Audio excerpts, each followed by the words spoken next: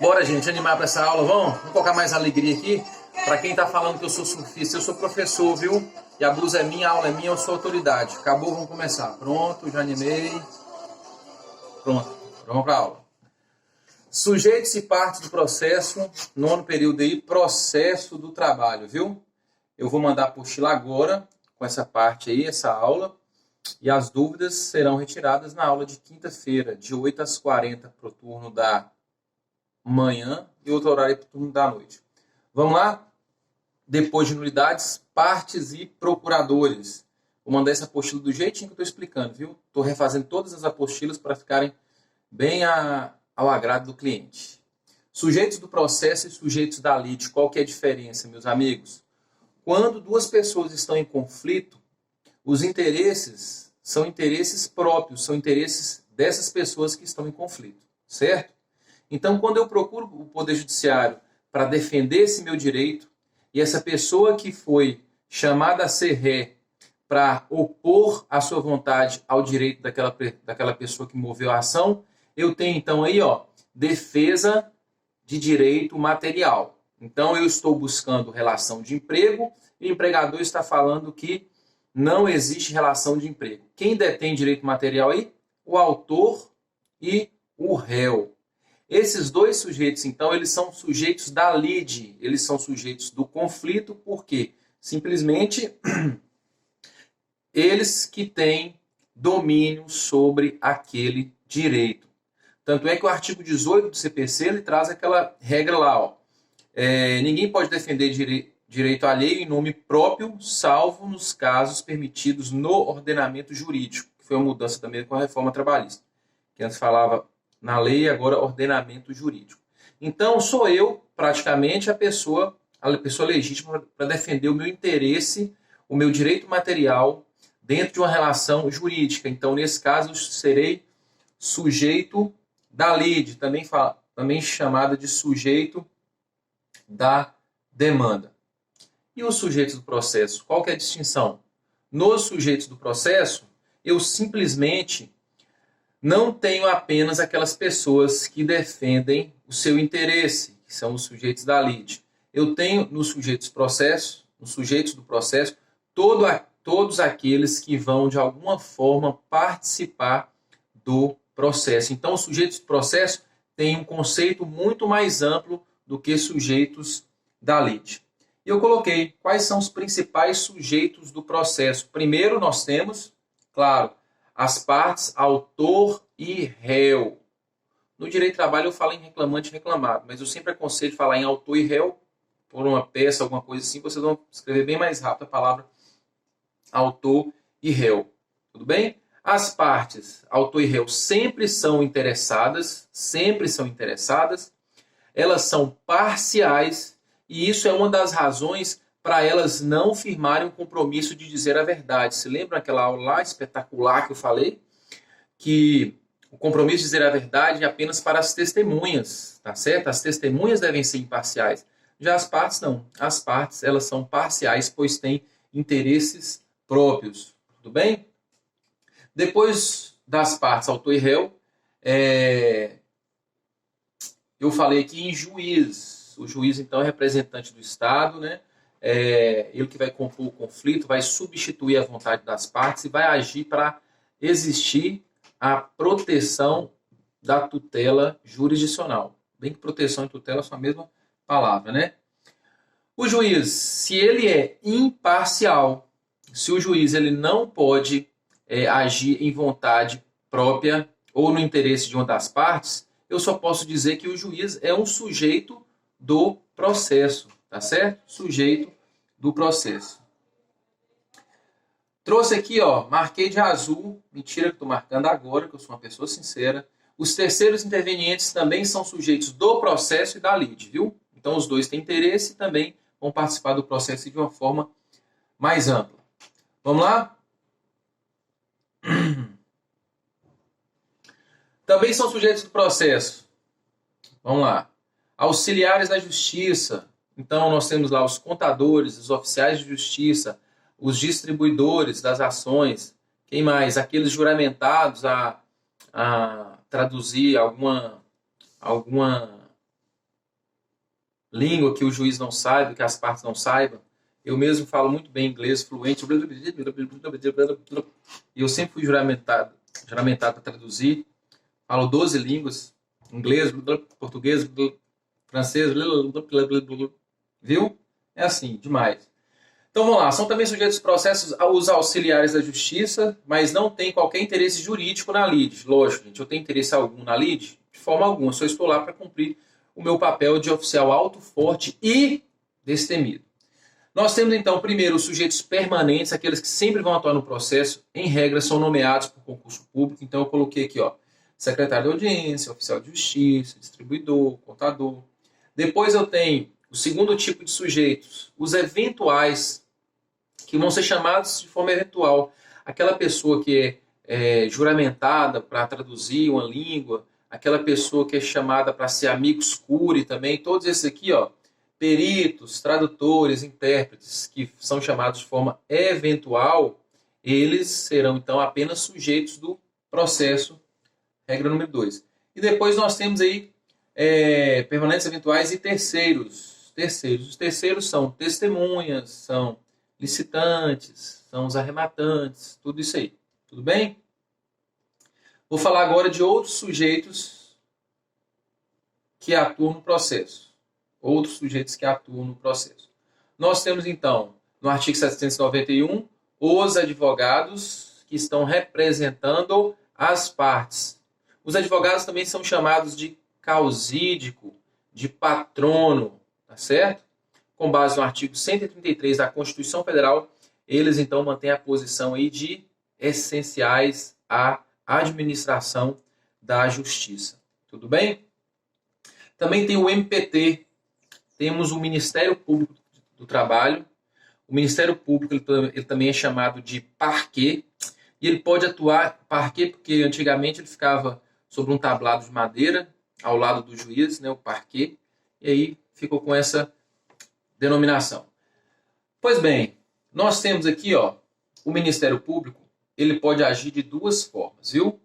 As marcações de verde são para indicar teses, para indicar divisões, para discriminar, para numerar, para pontuar, tá certo? De amarelo eu coloquei as exceções e de azul uma frase que eu acho que chama atenção, que é importante. Isso aqui é só uma dica que vocês podem fazer do jeito que vocês quiserem, porque eu não estou aí perto para controlar a vida de vocês. Tá? Mas isso vai voltar, vocês sabem disso, né? Então vamos lá. O Ministério Público pode atuar em dois casos. Meus amigos, o MPT sempre será imparcial. Sempre. Nós temos o artigo 127, nós temos a Lei Complementar 85, tudo, isso aí tudo traz o organograma do MPT e ele tem que atuar de forma imparcial. Mesmo quando ele for custos legis, né, quando ele for fiscal da lei, ou quando ele for um órgão agente, quando ele é substituto processual. Então vamos lá. O primeiro que eu coloquei aqui, ó, o Ministério Público pode atuar em nome próprio como agente. Pausa. Só lembrar, o MPT, quando ele atua nos processos, ele não precisa de apresentar a carteira da OAB, viu? Lembrem-se disso aí, por favor. Então, quer dizer que, professor, no processo só atua quem é advogado? Só atua quem tem a carteira da OAB? Não, não é assim. Vamos lá. Então, eu coloquei nome próprio, substituto processual ou legitimado autônomo para a condução do processo. Na defesa da ordem jurídica, regime democrático, interesses individuais, difusos, coletivos, sociais, tudo que fala aí, o artigo 127, desculpa, viu? Falei lei complementar 85, essa 85 é da magistratura, a lei complementar 75, que é do Ministério Público, artigo 83. E também nós temos a lei da ação civil pública, né? A 7347/85, que é a lei que traz uma das maiores medidas de atuação do MPT, que é a ação civil pública. Então nós vimos, forma de atuar do MPT, primeiro, como órgão agente. Então ele vai ser, meus amigos, ele vai ser parte do processo, só que ele vai ser uma parte... Não. Ele não pode ser considerado simplesmente como parte, né? Eu vou falar que ele vai ser um órgão agente, vai ficar mais claro. Tá certo? Depois, ele vai ser como órgão interveniente, que uns falam custo legis, fiscal do ordenamento jurídico. Então, aqui nesse caso, ele vai emitir parecer quando entender presente o interesse público que justifique a sua intervenção. Coloquei aqui os artigos que vocês podem ler também. O professor cita um exemplo de fiscal do ordenamento jurídico. Eu vou ter que colocar aqui, ó, acrescentar aqui, que eu nem coloquei, ó. Vou colocar aqui exemplo. Olha aqui, ao vivo, meus amigos. Quem sabe faz ao vivo. Olha aqui o exemplo. Atuar em ações de menores incapazes, índios, ou quando o interesse do menor estiver em conflito com o de sua, vou colocar mamãe, viu? De sua mamãe. Não coloquei mamão, mamãe. Tá certo? O professor fala alguma coisa mais sobre o MPT. Então ele atua em todos os processos, meus amigos. O MPT, quando ele emite parecer, normalmente ele emite parecer falando que não precisa da necessidade de sua presença no processo, porque o menor está representado por sua genitora, por seu genitor, por seu responsável. Tá certo? Esses pareceres são válidos, porque tem que ficar muito claro que existe confronto entre vontade de menor genitora e menor responsável. Se não houver isso, não tem necessidade do MPT. Um trabalho até a tampa, vai ficar lá tratando de processos com menores potenciais ofensivos ao interesse público. Tá certo? Então, sempre vai ter aí o parecer do MPT. Mas o que eu acuso aqui para vocês, meus amigos, todas as vezes que houver processo de menor, ainda que seja com a genitora, peçam a intimação, requeiram a intimação do MPT para ele dar seu parecer. Normalmente é um ato de ofício lá do magistrado, mas seria bom vocês fazerem isso para depois fechar a possibilidade de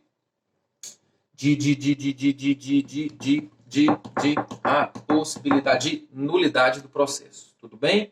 Lembrando que para o MPT houve mudança e a nulidade do processo pode ser revertida para a ausência de nulidade se o MPT disser no seu parecer que não houve qualquer prejuízo na sua ausência ao processo. Tá certo? Ausência no processo. Ponto número 2. Vamos lá as partes. Viu? Acorda de manhã fazendo aula aqui, ó. Acorda aqui, ó. A cara de alope. Como é que você vai dormir? A cara de tiririca. Vou mostrar para vocês como é que eu vou dormir. Tão cansado. Número 2. Partes. Os sujeitos do processo são todos aqueles que participam da relação processual. Meus amigos, se eu chamar uma formiga, se eu chamar um mosquito para participar do processo, ele vai ser sujeito do processo. Tá certo? Ele vai ser sujeito do processo. Pois bem, todos que participam do processo, eles vão ser imparciais, né? Lógico, perito, oficial, contador, tem que ajudar lá, tem que colaborar com a justiça. Não pode fazer isso aí. Não pode participar de forma parcial, porque senão o ato dele será nulo, viu? Continuemos. Vamos então às denominações. No processo trabalhista, eu vou colocar as denominações aqui agora. Pois bem, lá no direito civil, no processo civil, lá nesses dois brilhantes, né? Estou elogiando aqui. Nós temos lá para denominar a pessoa que aciona o juízo, nós chamamos de autor. E a pessoa que é chamada para se defender em juízo é réu. Tudo bem? Na magnitude do direito e do processo de trabalho, o que nós temos? Nós tínhamos, então, a Justiça do Trabalho, muito ligada ao poder administrativo, né? A administração pública. Então, lá ficaram-se os resquícios de... Deixa eu tomar minha água Pedra Azul aqui, na fonte.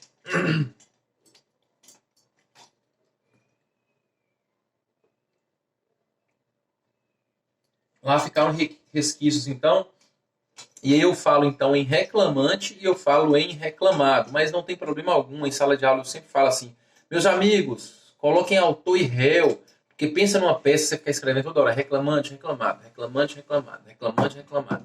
Melhor colocar autor e réu, né? Mais rápido, agilidade, tempo, pressão. Então, nós vamos utilizar aqui para a parte ativa, nós utilizaremos, então, reclamante, reclamado. Na execução trabalhista, eu já vou mudar a denominação. A execução trabalhista, depois que acaba a fase instrutória, a sentença, recursos, transita em julgado, e aí vem o juiz falando assim, ó, espeça-se mandado de citação, penhor e avaliação. Nesse momento, para alguns, inicia-se a fase executória. Na execução não é mandar matar ninguém não, por favor, viu gente? Todo mundo que dá paz. Na execução vai ser a fase em que eu vou buscar a constrição dos bens do sujeito devedor. Então eu vou chamar quem? Oficial alto, forte, destemido, para entregar esse mandado de citação. Essa pessoa que vai receber o crédito é chamada então de exequente. Essa pessoa que vai pagar o crédito é chamada de executado.